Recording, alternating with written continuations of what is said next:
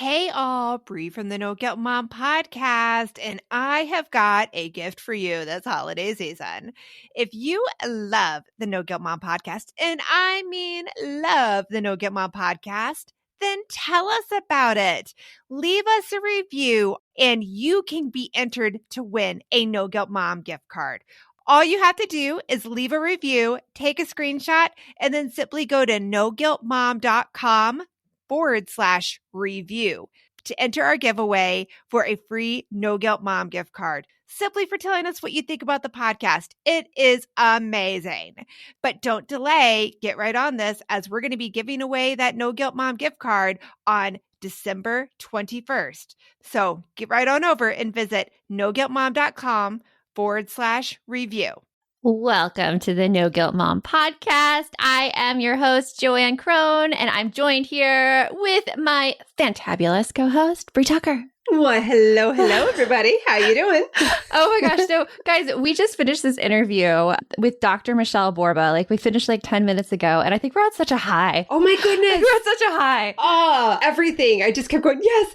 I had to sit here, if people could see the video from that interview, I'm bouncing in my chair, trying not to yell out yes after every word. She's so animated and energetic and passionate about what she is talking about that she was just so fun to talk to. And she had a lot of really great key takeaways of how we can teach our kids to be more empathetic, starting with their self-regulation. Yes. And the other thing too is just everything that she was saying makes such good sense. You can't begin to focus on, so empathy, let's just look at it that way. Empathy, you're looking at others and being able to understand their perspective, their emotions, where they're coming from, right? Yes. But you can't do that if you are on high alert, overly agitated, overly stressed, right? Mm-hmm. Because when you're overly agitated, overly stressed, all your body can do is trying to figure out how to get out of that state. Yeah. So of course you can't work on empathy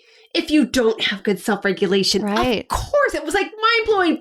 And it's something that we don't really talk about a lot as parents, about how those two things connect. Right. So today you are going to hear from Dr. Michele Borba. She is an educational psychologist, and she's the author of 24 books, including the book that we're talking about today, Unselfie: Why Empathetic Kids Succeed in Our All About Me World. She's also a Today Show parenting contributor, and she's the mom of 3 grown boys. We are brought to you today by the No Guilt Mom course, Emotions 911. And oh my gosh, this course fits so well with today's episode, because if you know that your child needs help in identifying emotions and making sure that they understand how they feel and how to communicate that to others, Emotions 911 can help you out. It is the course for kids. Moms, kids take these video courses, not you. And I teach them directly how to name their emotions and then how to communicate that to other people. Right. And very importantly, what are the actions that can come along with those emotions? What's okay? What's not okay in terms of actions and reactions to emotions? Yes. So Emotions 911, you can find out more about it in our show notes. You want mom life to be easier. That's our goal too. Our mission is to raise more self-sufficient and independent kids, and we're going to have fun doing it. We're going to help you delegate and step back. Each episode will tackle strategies for positive discipline, making our kids more responsible and making our lives better in the process. Welcome to the No Guilt Mom podcast.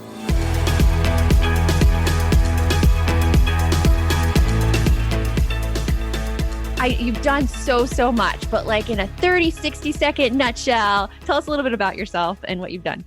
Oh, well, I guess number one, I'm a mom. I'm a mom of 3 boys. Don't know how you get a girl, but that's a whole different topic. Number 2 is I am passionate about, started in special education, and along the way worked with violent youth offenders. And this amazing thing happened, this trajectory happened when I got hired to work on Army bases across the world, 18 Army bases, did some side trips, and I began to see that empathy was playing a huge difference on reducing stress. Worked a lot with Navy SEALs who told me some phenomenal tips, and I went, oh my gosh, this is too profound. And that's how it all came to be. In the interim, I wrote a number of books. I've spent about 150 segments on Today's Show, which is my most fun thing, of trying to crunch simple, evidence-based, really easy tips that make a difference on parenting. That's it. Yes, that is awesome. 100. Oh, I love that. And in your book, Unselfie, which we were talking about, I read it in 2 days. It was so good. So much like great information. But you have 9 essential habits that parents can build empathy in their kids with. And one of the habits was about how self-regulation and empathy have like a huge tie-in. And it's something that I had never considered before. How is that tied together? How do self-regulated kids become more empathetic? Well, it's an absolute trajectory that you need. So let's look at just a minute. Empathy is feeling with another person. And if you want to feel with another person, you have to be able to be calm enough, be able to regulate, to be able to turn and go, oh, she looks upset, or he's frustrated, or daddy sounds ticked off, or mommy looks happy, whatever in life. First thing is, empathy starts to dip. And empathy is our fuel that helps our kids reduce mental health problems, be more resilient. It helps us stop the burnout. Empathy starts to dip when stress starts to build. We have to dial our empathy down when we start to get stressed, because that's just natural. You got to take care of yourself. And if it keeps going and keeps going, empathy keeps going down until burnout is the outcome. So we're dealing with this trajectory right now of 3 things that are this seismic shift, like this perfect storm, that are taking empathy down and boosting stress up. Pandemic. Empathy needs face-to-face connection. Da-da, here we go. We're all with masks. We're trying to look at how do you do that? How do you read each other? Number 2, we started to see the biggest dip in American kids' empathy, and it's been tracked. We're looking at a 40% dip in 30 years, started around the year 2000. And you go, what the heck happened to the year 2000? Our kids became very plugged in. Well, what's happening now? They're extremely plugged in. So you got 2 things. Number 3 is, best way to teach empathy is actually just to model it. So if we're stressed, and let's admit we are, every parent says, I am so stressed. The latest CDC warnings told us that depression was huge amongst parents. It just means we're at this perfect storm, that empathy is going down, and what we need to do to take it up, exactly what you just asked for, self-regulation. Habit number 5. Self-regulation. Yeah. Let's dig into a little bit more about this plugged in nature of kids and how it reduces empathy. I ran a Girl Scout troop, and there was one Girl Scout meeting. There was one Girl Scout meeting where I came into the room and I had so many girls like on their phones, and I'm like, this isn't going to work, because like even at malls today and at restaurants, we see kids and they're on their phones talking with each other and texting with each other, and they're not doing this face-to-face communication. What as parents can we do to like help them stop that? Well, number 1 is put your own phones down, because teens say 66 of parents are the ones too plugged in, not them. It's my mom. She's always on the phone, and I wish she'd look at me. So first, we are the internet, and that's what's going on, generation. And our kids, we now know, middle school kids are more comfortable texting than talking. So they look down. Okay, they admit it. So now how does that have to do with what empathy is all about and what you just matter, the whole thing? First of all, you can't empathize unless you can turn and recognize the habit number 1, emotional literacy. So we kids have got to be able to be a little more proficient in reading facial expressions. You don't learn that in emoji. You do not. You have to look at the person. Voice tone, and they're more comfortable texting, not listening or even doing a phone. And the third one is body language. So if they're always looking down, not looking up, the gateway to empathy is already reduced. So step 1 is, all we need to do is realize our kids are digital natives. Look, the phones are going to stay forever, but we do need to be aware that we need to be a little craftier and make sure we balance all of this and take time for how was your day and look straight at the kid. In fact, if you had one rule in your house, starting at age 1, it would help all of this. Always look at the color of the talker's eyes. That sounds so simple, but if you are looking up and you're looking at the eyes, the first thing is you have to look at the person's face. The second thing is you start to be more aware of empathy and the other person that they're existing. That's a perfect one. When you look at really good listeners, they're looking at you. They want to find out how you're doing. But the other buy-in that's wonderful, you want a bold kid. You want a kid that's not picked on. You want a kid who's less likely to be bullied. We've done thousands of hours of looking out on playgrounds, and we discovered the number one commonality of the kid who's most likely to be bullied. They look vulnerable. They look down. Their whole body language is down. So teach them, always look at the color of the talker's eyes. You're actually having the kid hold their head up. They look more comfortable. So it's just simple little things. It is. Yeah, that's really interesting because coming from the early childhood background, that's what the first thing that we teach all of our teachers working with kids that are under 5 and parents, right? I'm sure they have heard that, like, get down to your child's eye level when you're talking to them. That is so important. And it's just, yeah. And even from like a personal experience, like I was a very shy middle schooler and I got bullied. And one of the things that I had the hardest thing doing was looking in people's eyes. Like I would look down at people. And it wasn't until high school where like one of the guys was like, I was looking down and he like crouched down and looked up at me. And then I'm like, oh gosh, oh wait, what am I doing here? But it's so interesting that you say that. Well, interesting that it was a guy that taught you that. But the fascinating thing is, look at that, what you just said, preschool. We wait until middle school to try teaching these skills to our kids. Yeah. And if you start these at a very early level, what'll happen is your child will be more likely to be comfortable, be confident. And there's another buy-in. Children who are more empathetic are actually more popular. They're less likely to get into frictions. They're more likely to be employed. Says Harvard Business Review, it's the top employability factor. We're looking at empathy as soft and fluffy, when in reality, it's transformational and it's made up of habits that just need to be exercised. You don't just teach your kid once, always look at the color of the talker's eyes, sweetheart. No, you start and you keep doing it and you model it yourself. You got a shy child? You just said you were.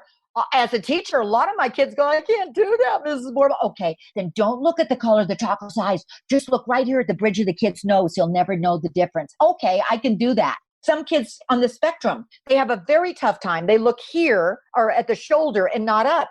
So you plant a dot behind them, look up. And it's simple little things that you can do. Just find what works for your child. And once you tell them, keep modeling it. Keep reinforcing it until your kid can do it without you. And that's what good parenting is. Right? Yes. I think that's a great tip. Teach your kids to look at someone else's eyes or at least at their eye level. Yeah. One thing that you said in there about empathy being the supposed soft skill, when really it isn't. When like parents today, we're so focused on making sure the grades are up and they're on the best sports teams. But really what you said in Unselfie is that's not really what makes the difference for long-term success and happiness. It doesn't. The most fascinating thing is once I realized, now I started empathy because I wanted the child to be less likely to be bullied. I began to see that kids who become violent offenders are losing empathy. It's a slow process. It's not overnight. But I also saw that children more likely to be depressed, mental health needs. They didn't have that empathy piece. So if this is so important, let's boost it. Then came looking at, I was working in Abu Dhabi. Fascinating. They did a global economic summit and they discovered the top employability factor throughout the Middle East and around the world. This was teachers from, oh, you would have loved it. They had teachers there from over 1,000 teachers from like over 300 areas all around the world. They all said the biggest concern they had is kids are looking down. They weren't able to read each other as well. Back to you with your Girl Scout troop and everybody tuning in. I did exactly the same thing when I was writing Unselfie. I interviewed dozens of kids, teens, and they all told me that one group that were we are the most stressed out generation, they said. I said, well, what do you think is causing it? And a group of girls all sitting there with the phones looking down. One of them, 15, says, oh, maybe this is it. We're looking down. And we're also into taking selfies. Then she's the one who said, if we flip the phone around and maybe started taking pictures of others instead of ourselves. Maybe we could be like unselfies. It would make us a lot happier. I said, oh, may I borrow that term? And that's how the title of the book came to be. You're like, girl, you got it. You got it. Girl, you got it. That's it. Hey, all, Bree here, and I wanted to share one of my favorite gifts to give during the holiday season, a Storyworth book. It is the most amazing gift ever. Storyworth is an online service that lets you create a special and unique gift of someone's story. I've given Storyworth books to both of my parents, and it has been their favorite gift, hands down. And did I mention it is so easy? Storyworth emailed my parents questions every week that I handpicked from their massive list of questions that they have. All my parents had to do was open their email and answer them. That easy. I asked my dad questions like, did you have any rules that you set for yourself as a parent, which you immediately broke? And he did. I even asked both of my parents, are you more like your mom or your dad? And they shared a lot of really amazing qualities that I didn't know about my grandparents at the time. Then at the end of the year, Storyworth compiles all of their answers, puts them into this gorgeous book that covers everything. My parents love showing us their books, and I personally love getting a chance to read them. With Storyworth, I am giving those I love a thoughtful and personal gift from the heart that preserves their memories and stories for years to come. Go to storyworth.com/NGM and save $10 on your first purchase. That's storyworth.com/NGM to save $10 on your first purchase. We're hitting that time of year where my brain gets so overloaded in December that I look for anything to make life easier. And I have to say, Brie, that Green Chef is one of those services. Yes, Green Chef is there to take away the dreaded, oh my goodness, what are we going to eat for dinner tonight? You can eat clean all holiday long with over 80 weekly meal options each week, featuring things like quick and easy, protein-packed, calorie-smart, or my personal favorite, the keto options. And you don't have to lose track of healthy eating habits during the holidays because every Green Chef customer gets a free session with one of their registered dietitians who can walk you through how to make clean eating work for you, which is very cool. And I have to say that I have been loving their recipes lately. They put things together I have never thought of. This week, we're trying the lemon basil caper pork with sauteed cauliflower, bell peppers, almonds, and feta cheese, my favorite. Their recipes make it so easy to support my wellness goals without skipping on flavor. For Green Chef's best deal of the year, get $250 off with code NGM250 at greenchef.com/NGM250. That's greenchef.com/NGM250. And don't forget to use that code NGM250 to get $250 off. Green Chef, the #1 meal kit for eating well. So how should we then go about making sure that our kids have these empathy skills? Oh, #1 is put it on your parenting agenda. It's real simple. Yeah. Make it a priority, right? Mm-hmm. Once you realize it matters, then it'll trickle down and you'll find dozens of simple little ways to weave it in. #2 is you've always got to, no matter what you want to change, I don't care if it's your discipline or your corporate behavior, you got to understand the why. Why does it matter? So maybe you want to read on selfie, or maybe you want to do a Google alert of top research that's coming in on empathy, or maybe you want to start some little book clubs with some other moms, or maybe you just want to have some conversations about it. The more you buy into how it's going to matter to your child, the more you'll tune it up. And then if you were going to start with two of the simplest things, #1 is model it yourself. Ask yourself every night before I go to bed, if my kid only my behavior to watch, what would he have caught? Is kind of scary these days. Children catch our behavior. And the next thing is start deliberately and intentionally, simply talking emotions as they come up. You could watch the movie Inside Out. You could read fabulous books. When your little one is when Sally gets mad, really, really mad, make your face look like Sally. Look through picture books and picture albums with your kids. And, oh, look at your face there. How were you feeling there? Oh, how were you feeling there?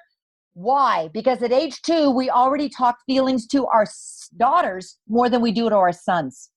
So we're looking at age 5, girls having a better emotional vocabulary than our boys. That's doing a huge injustice to our sons. Just keep talking naturally. And this is a perfect time. If there's a silver lining during the pandemic, they're with you. You have more time. So just start talking. How you feeling? Because, one more point, you can't self-regulate unless you can identify how you're feeling or another person's feeling. That's step one. Oh You my gosh. gotta name it to tame it. If the audience exactly. could see us right now, like We're like- every word you're saying, I'm like, hallelujah. Yes. We were talking before we kind of hit record on this interview about how when kids notice that they're really stressed out and overwhelmed, calm down corners. And you said Calm down. Yeah. Yeah, you said that every home should have one. And I was going to say, like, we have something in our closet my son built called a calm cave. So he goes into his calm cave sometimes when he remembers, when he can. Well, that's wonderful. Now, there's one step before it. I love a calm cave. I've also seen forts. Parents are putting sheets over the top of dining room tables, putting pillows under it. You know, grab the dog, grab the flashlight, grab the books, and everybody goes under and just veges under the dining room table. That's a calm down space. But there's one caveat to it. You got to be able to identify your signs before it. Because our kids need a lot more time ins than they do time out. So maybe other than always look at the color of the talker's eyes and talking feelings, the next little thing you can do that's so simple is over the next 2, 3, 4, I don't care how long it takes, 5 weeks, everybody start identifying each stress sign, each other's.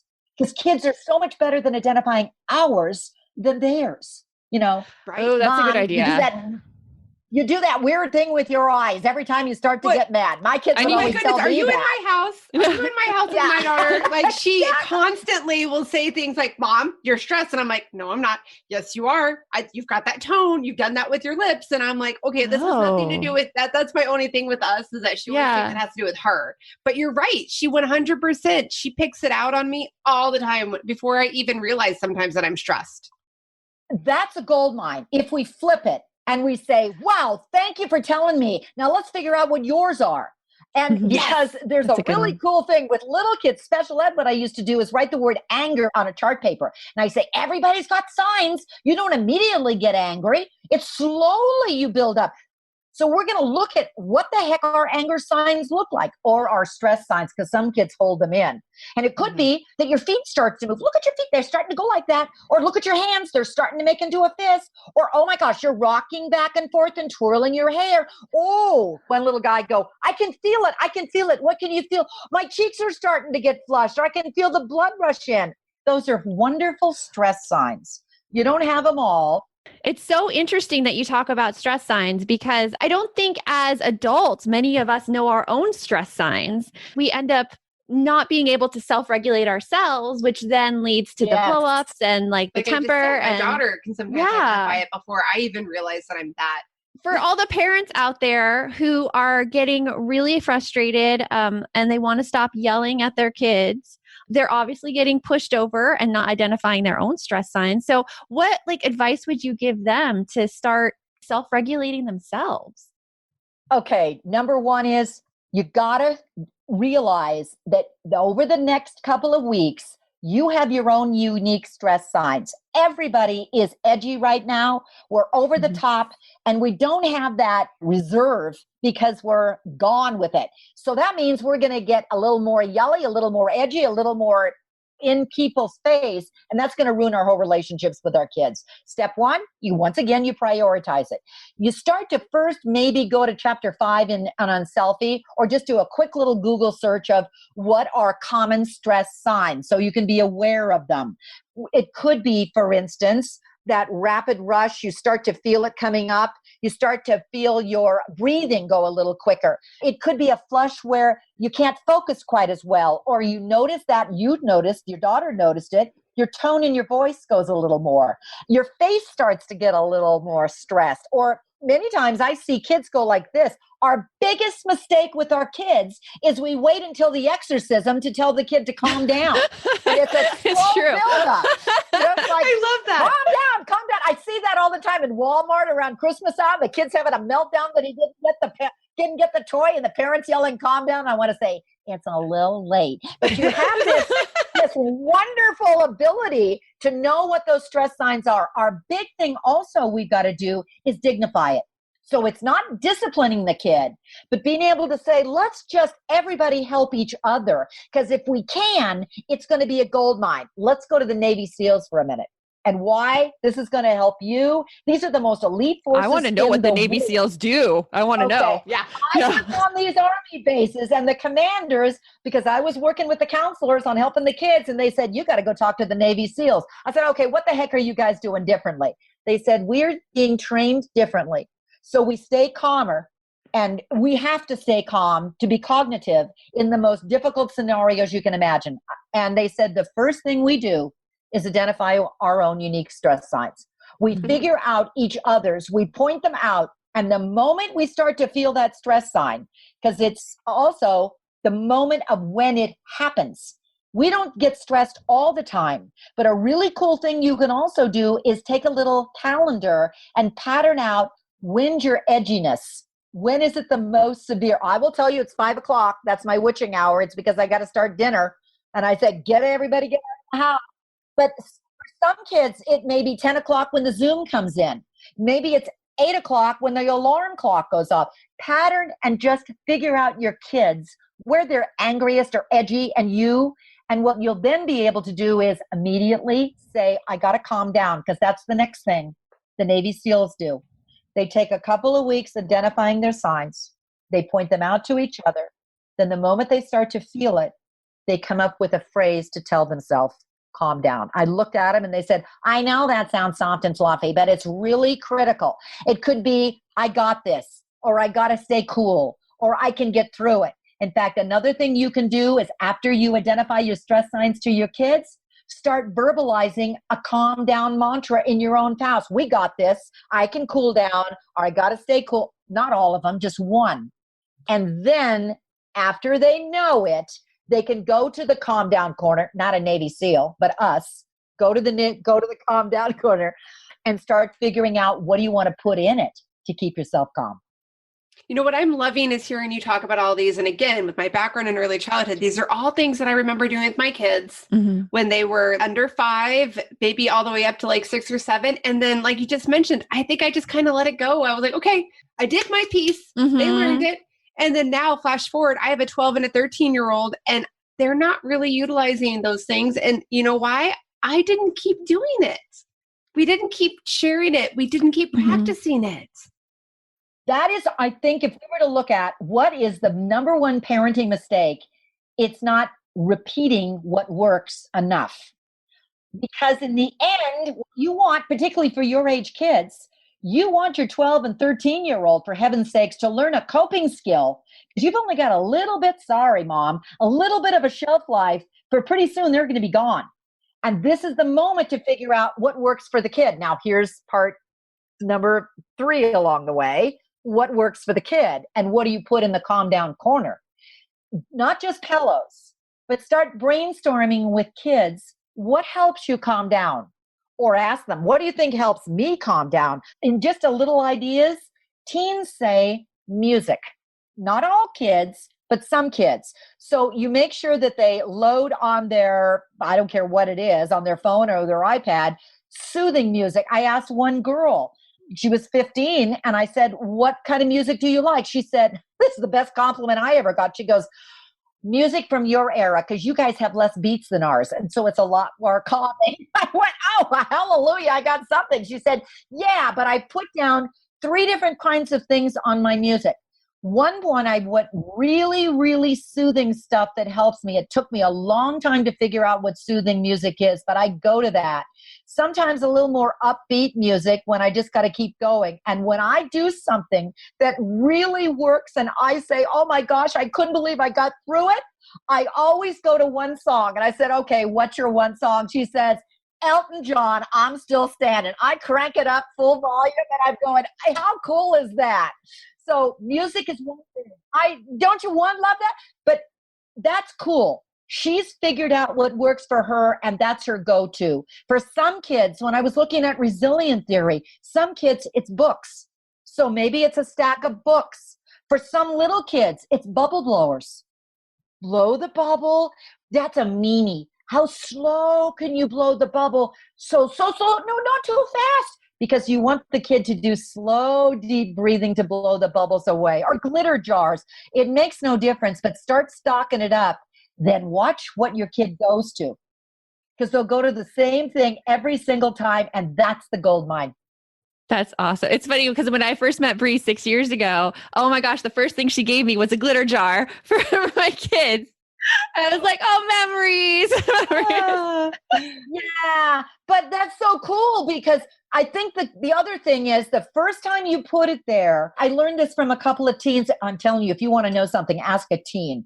I said, what works for you? He said, you got to give us a repertoire of stuff. Mindfulness works for some of us. Meditation works for others. A koosh ball works for me. So stock the stuff with what works, and then let the kid keep practicing the same thing. He said, until it's, I love the term, sustained. We got to sustain this stuff, you know. That is, that is the big word there, I think. Sustain. Keeping it going, keeping it there. You've like given me so much to think about right now, because in our house, my son, he's the one who gets really angry very easily. And we've worked with a variety.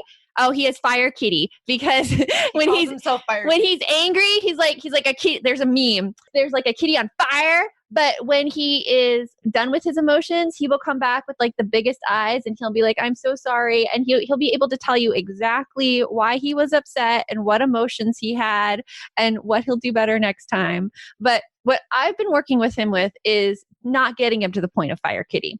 And he tells me a lot that I'm like, okay, let's just breathe.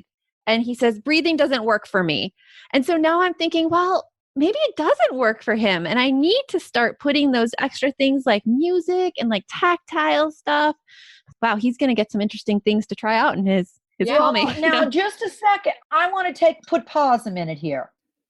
My son is playing a game right now on his computer where he's a thief and the cops are after him. So I'm so excited about this new app, Give As We Grow, where instead of being the quote unquote bad guys, kids are practicing giving back. That is so cool, Joanne. I really wish that there was something like this when my kids were younger that got them excited about giving back to others and helped them build a better understanding of what it really means to volunteer. Give As We Grow is the first of its kind free educational mobile app for children ages 8 to 11 that teaches kids via fun, service-focused minigame quests to tap into their unique talents and interests to help others. And did you know that studies show that there is a biological connection between generosity and happiness, and that volunteering improves people's physical and mental health?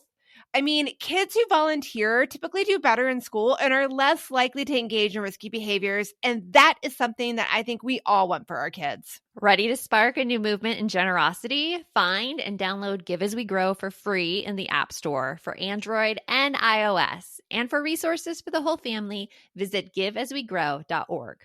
This message is sponsored by Greenlight. It is so hard to raise kids who know how to manage money. Bree, right now, my kids are all about earning money for presents. My daughter wants to get presents for all of her friends, and my son is doing a Secret Santa with his friends. Oh, I hear you. And if you're looking to raise kids that are financially responsible, we have got a lifesaver recommendation for you that you need to check out. It is Greenlight. Greenlight is a debit card and money app made for families that gives kids and teens an easy and fun way to gain financial literacy, all while giving parents peace of mind. You can send instant money transfers, automate allowance, and even keep an eye on kids' spending with real-time notifications. Meanwhile, your kids can begin their journey towards financial autonomy by learning how to save, invest, and spend wisely. So sign up for Greenlight today and get your first month free when you go to greenlight.com/NGM. That's greenlight.com/NGM to try Greenlight for free. Greenlight.com/NGM.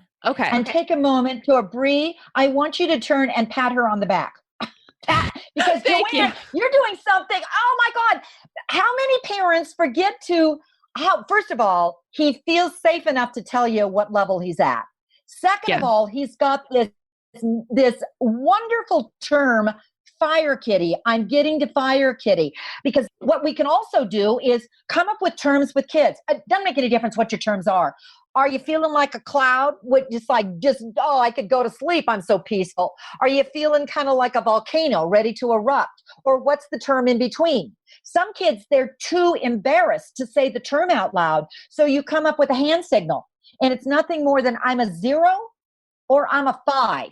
or I'm a 3 or whatever it is. It's so wonderful if kids can come up with telling you what level they're getting to before they get to fire kitty. And then the other thing is when they starting to get into fire kitty, before you say go to the calm down corner, one more thing you can do in your home that's so simple is have a calm down signal. And it's quiet because some kids are verbal and they'll start getting into a debate with you. But it's like an umpire signal that is nothing more than you just put it straight out. You keep your mouth shut. Everybody else keeps your mouth shut. And it means I need space or the kid needs space. And that means, so thank heavens you're telling me. It means I need to take a time out by myself and I need to go to the calm down corner. That's like your, oh my gosh, moment. Go to a spa and just check yourself in that you did something wonderful. Because that's where you're aiming for.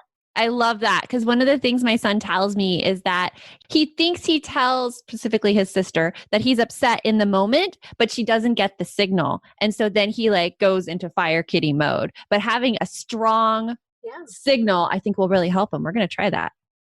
Yeah, it's certain. And the other thing it helps because here's the point of why you need the signal. When you're almost on edge and that stress is starting to build and go to anger, what happens is your tone becomes yelling, and there goes the havoc in the house, and there goes the whole tension blows away. So what you want to do is kind of cut the tension, and that's what you could do. With the kid, when you're describing all of this, remember the word anger, you write it down, and you put a big D in front of anger and say, remember, anger is one letter short from the word danger. What you want to do is stop the anger so it gets to that point, because that's when you're going to get in trouble. That's when mommy and daddy are going to get upset. That's when you can hurt someone's feelings. That's when you can get so stressed. That's so simple. So just find not all of these ideas, but just one idea, like the Navy SEALs. It was first they had got their signs. Second, they came with, I got to calm down. Third thing they said that was the most critical thing they learned, and it may not work for your son, but it worked for them, was slow, deep breathing. But they said the problem with the breathing is most of us are doing it wrong. I said, okay, tell me what is right. They said, you start with a slow, deep breath from your tongue, way down deep in your stomach. You close your eyes. If you can turn and look at something else, you keep saying to yourself, I got this, because remember, that's right before it. Then it's a slow breath like you're riding up an escalator. Then you hold it. They said, now here comes the critical part. Now you slowly exhale. It's going to take you forever to do this right. You got to practice it over and over again. You got to keep focusing on the breath, but your exhale must be twice as long as your inhale. If you want the fastest relaxation process to your brain, it's got to be a 1-2 breath. Now that doesn't cost a dime, and that's just powerful. When I read that in Unselfie, I tried it immediately. And you're right. It is extremely hard at first to get your exhale twice as long as your inhale. It's like you're fighting your natural urge to let the air out. Yeah. It is because you're stressed. And so what'll happen is you can't calm down. It's going against what you're supposed to do. Madison, Wisconsin put Navy SEALs and Tibetan monks and in MRIs and discovered that the part of the brain where compassion is, it's right behind your ear, by the way, is actually twice as big than the rest of ours because they've been exercising over and over again that deep breathing and compassion. But here's a tip. When I was writing Unselfie, I went to schools all over the world to find simple little ways that teachers are doing this right. Jennifer Bell, Redondo Beach, she's got this cloned. I mean, she gets the gold star. 6-year-olds. I walked in and the first thing she does is introduce me. And then she's been working on this stuff all year long. And it's 5 minutes a day all year long. The first thing she did, though, was teach kids why it's important to calm down. Every kid could point to the part of their brain that starts to get angry and what you got to do to keep it calmed down. And then she turns and every kid could tell me, tell Dr. Borba your stress signs. Every kid could tell me, I do this. Oh, my hands go like this. So what do you do when you get stressed, kids?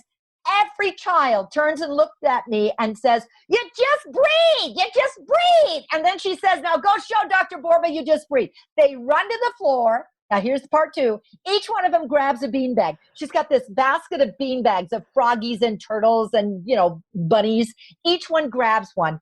They lay down flat on the floor, put it deep on their tummy like a froggy, And then what they do is that they do 1-2 breaths. But what the power of the beanbag is, she told them, Froggy gets really scared if you breathe too fast. So make sure you go slow, ride him up. Oh, slow. Take him down real. You're too fast. Oh, go slow. Go. And they were apologizing to Froggy and Turtle. Sorry, I didn't mean to be so fast. But what happened at the end of 3 minutes, half the class was asleep. Oh, It was gosh. because they've been practicing it every day. She figured out how to get them to slow it down and do it right. And she says it's amazing. They're focusing better. They're not in fights. They're doing it. The parents are writing letters because the kids were going home and teaching mom and dad how to do Froggy and Turtle breathing. That is amazing. Gosh, what grade was that? My gosh, I love that. First grade, First 6-year-olds. All of these are in on Selfie on chapter 5. But my favorite one, when we go, okay, that only works for 6-year-olds. They did it in Oakland at Visit. I don't know if you remember that story, but it was a group of kids who were so stressed, high zone violence. By the time they got to school, they couldn't think. So one of the counselors bought into realizing they needed another strategy. What she did is she came in every day and taught them how to do slow, deep breathing. Then she did brilliance. She videoed herself teaching the kids and left the flash drive with the teacher. So it was the same lesson over and over again. The flash drive could go home so the parents could do the same thing and do it. But then what they did is they did every single day. They called it quiet time. The first 5 minutes of every day was quiet time. At the end of the year, they did test scores. The test scores went way up. The suspensions went down. The behaviors went down. The superintendent said, what the heck are you doing differently? The only difference was quiet time. Every school in Oakland is now doing 5 minutes a day of quiet time because it not only changes behavior, it changes empathy, but it also helps kids focus. And so they can think better. And that goes up. See, there's a win-win. You don't do this stuff for just one little, okay, this is cool. My kid's going to be less stressed. No, it's what opens up empathy, gets them to think better, get along with one another. It's all wonderful in terms of why empathy matters.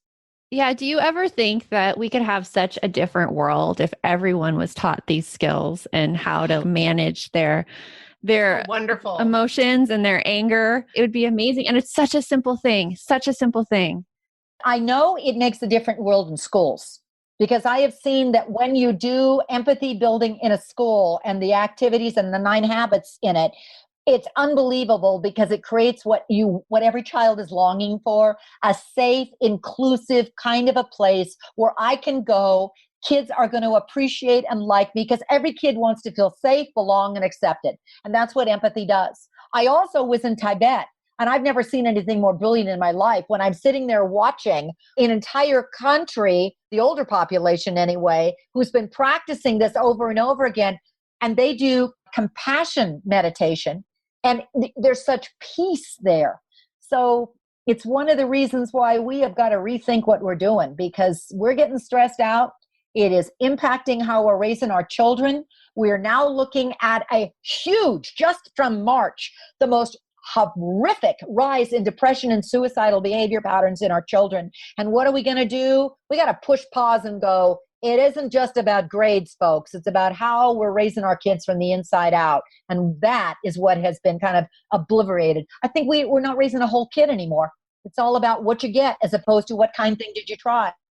And it's not that you're stopping to help stop about, I don't want my child to be successful anymore. No, you want your child to be smart, but you also want your kid to be kind. You put those two together and you've got a kid who's going to be far better, more successful in school as well as life. I really strongly agree with that. I feel like it has a lot to do, like our society is so focused right now on the end result that we forget about the path to teach to get to that end result. We just want kind kids. Yeah. It's like compassionate. You can't bake a cake by putting all the ingredients on the counter and expecting it just to appear. You have to be able to put them together to get to that. Us as parents and we tend to think like, if I get them in the right school, if I get them in the right sports activity, whatever, they're going to be successful. No, that's not the case. We have to continue to teach them. I did a keynote with 2,500 mental health counselors from Ivy League schools.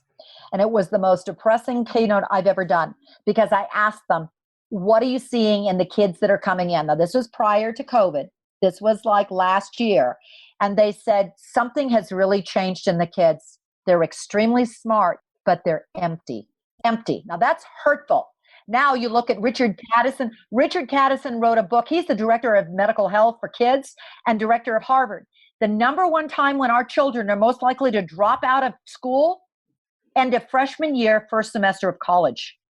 They don't feel like they belong. The scariest thing prior to COVID is the number one trend that they also wanted in college was no roommates, because they didn't know how to get along with another kid. How distressing is that when mental health needs are your relationships? So that's the other reason why empathy matters. It's not soft and fluffy. It's really going to help your kid thrive and get there in life. Plus, it makes a deeper thinker. That's why teachers love it.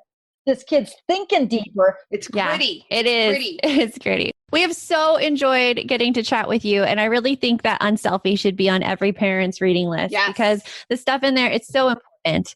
So thank you. Thank you for spending time with us today. You are so welcome. Take care. It has been a joy. Loved every moment. That conversation with Dr. Michele Borba is probably going to be one of my favorites that we've had on the podcast so far. Oh my goodness, yes. Like at so many moments, I was like, yes, of course. And my big aha moment, honestly, in that interview, besides the fact of like, we need to be friends. We need to hang. We need to bring her on our girl squad and like hang out. We're going to Big Bear, man. It's like we're making the Avengers force. Instead of the Avengers, we're like, it's No Guilt Mom Girl Squad. Yes. And Dr. Michele Borba, she gets invited. Yes, exactly. Yes. So many wonderful people. But again, like one thing that she had said that just was so eye-opening for me, and I just feel like, how did I miss this? Is that, again, everybody knows, I've said before, my background is in early childhood. I focus on those 0 to 5-year-olds. That's what I've done with my post-school life has been that.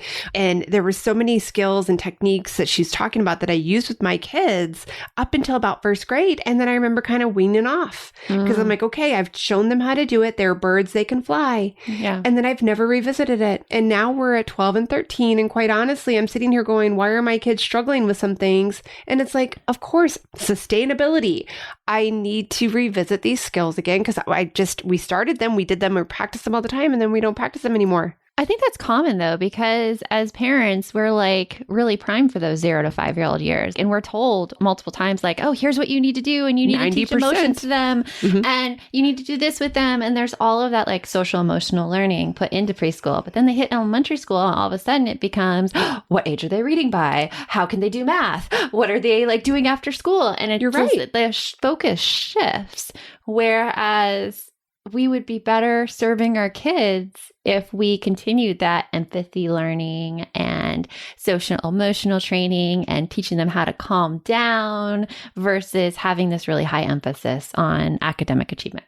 I think you're 100% right. I think that that's a really big point. Like once they get into school, kindergarten, we're still helping them out quite a bit. But once they hit first or second, we kind of, as parents, I feel like in society, we're kind of geared towards the whole, okay, now you let the teacher and the school take the lead. And your job is to help support that aspect. So like you just said, then all of a sudden we shift from that focus as parents on these social skills and things that happen at home, and we focus more on how we can support them with school. And right now, I mean, personal opinion time, the schools are focusing on academic achievement because they have to keep their money funding, and their funding is by and large determined by test scores.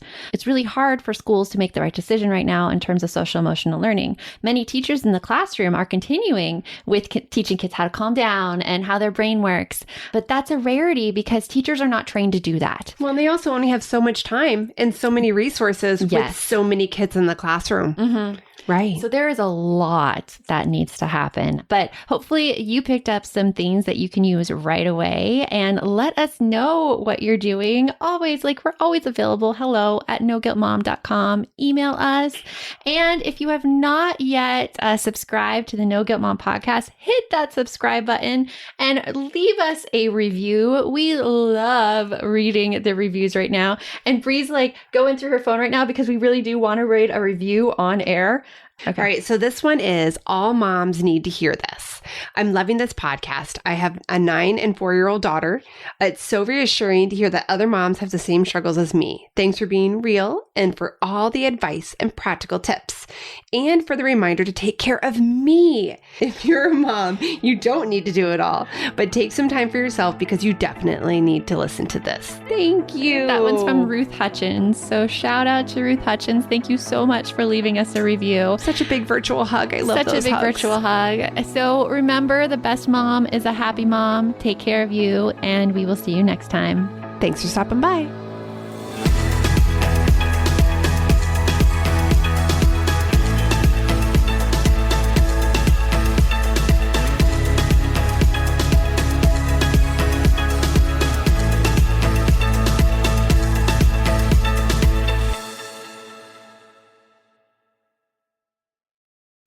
Are you looking for something to listen to with your whole family? Then check out 6 Minutes, produced and created by Gen Z Media. With over 200 twisty, cliffhanger-filled episodes, 6 Minutes tells the story of 11-year-old Holiday, who is pulled from the icy waters with no memory of who she is or where she came from. 3 years ago, Brinley Pasternak helped the Anders family uncover the truth about Holiday's past. Now she'll need them to help her find the truth about hers. In 6 Minutes Out of Time, the long-awaited sequel, Cyrus Anders is found unconscious near the mysterious Elixir Academy in Florida, and Brinley learns the school may have a shocking connection to her missing mother. Dive in now and get the most downloaded family audio adventure in history. Follow 6 Minutes wherever you get your podcasts. You can listen early and ad-free with the GZM family subscription.